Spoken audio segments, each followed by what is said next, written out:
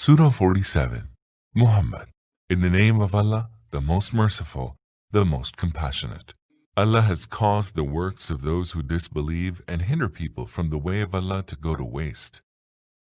As for those who attained to faith and did righteous works and believed in what was revealed to Muhammad, which indeed is the truth from their Lord, Allah has remitted their evil deeds and has set their condition right. That is because those who disbelieved followed falsehood, whereas those who believed followed the truth that came to them from their Lord. Thus does Allah set forth to people parables showing their true state. When you meet the unbelievers in battle, smite their necks until you have crushed them. Then bind your captives firmly.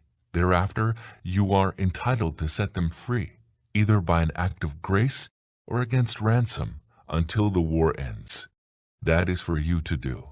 If Allah had so willed, He would have Himself exacted retribution from them. But He did not do so, that He may test some of you by means of others.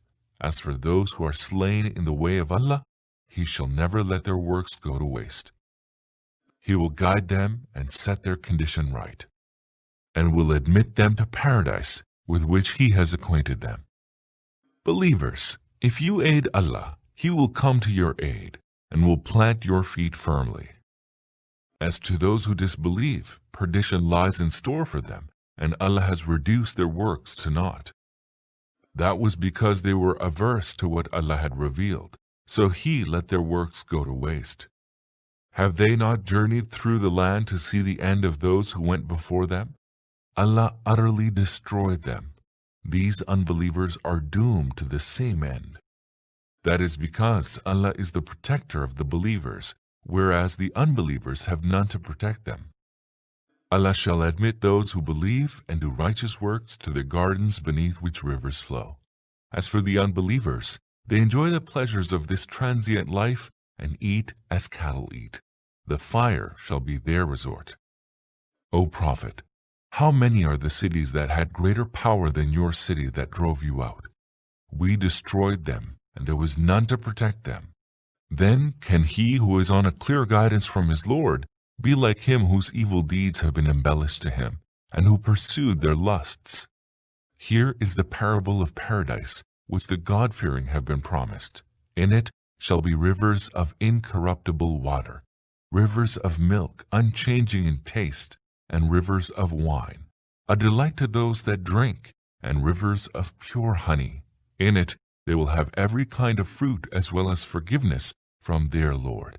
Can such be like those who will abide in the fire and will be given a boiling water to drink that will tear their bowels apart? Among them some give ear to you, but no sooner do they leave your presence than they ask those endowed with knowledge, "What is it that he said just now?" Such are those whose hearts Allah has sealed and who pursue their lusts. As for those who are led to the guidance, Allah increases them in their guidance and causes them to grow in God-fearing. Are they waiting then for anything else than the last hour to suddenly come upon them? Already some of its tokens have come, but when it does actually come upon them, where will any time be left for them to take heed? Know, therefore, O Prophet, that there is no God but Allah, and ask forgiveness for your shortcomings, and also for the shortcomings of believing men and believing women. Allah knows the places where you move about and where you dwell. The believers used to say, "Why is a surah that would ordain fighting not revealed?" But when a definitive surah was revealed wherein fighting was mentioned, you saw that those in whose hearts there was a sickness looked at you as though they were about to faint at the approach of death. Pity on them. They keep affirming their obedience and saying good words, but when a course of action was clearly determined, it would have been better for them if they had proved true to Allah. Now, if you were to turn away, what else can be expected but that you will work corruption in the land and fly at each other's throats? It is these upon whom Allah has laid His curse, so He made them deaf and deprived them of their sight. Do they then not reflect on the Quran, or are there locks on their hearts? Certainly, those who have turned their backs on the true guidance after it became manifest to them, Satan has embellished their ways for them and has buoyed them up with false hopes. This because they said to those who are averse to the faith that Allah has revealed, "In some matters we shall obey you." Allah has full knowledge of their secret parleys. But how will they fare when angels will take their souls at death and will carry them, striking their faces and backs? That is because they have followed a way that angered Allah and have been averse to His good pleasure. So He reduced all their works to naught. Or do they, in whose hearts there is a sickness, believe that Allah will not bring their failings to light? If we were to so will, we could have shown them to you, so that you would recognize them by their faces, and you would certainly know them by the manner of their speech. Allah knows all your deeds.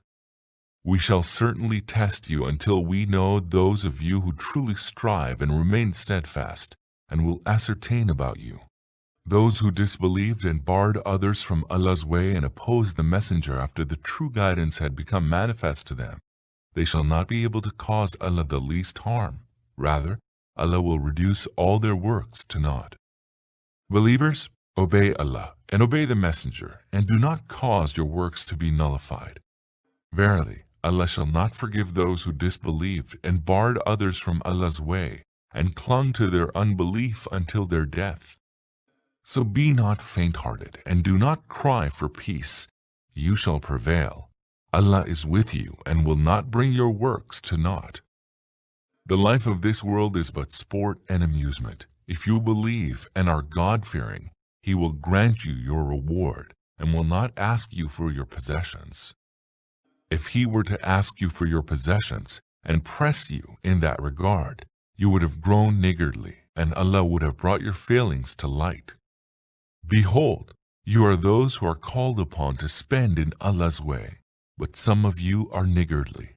Whoever is niggardly is in fact niggardly to himself, for Allah is all-sufficient, whereas it is you who are in need of Him.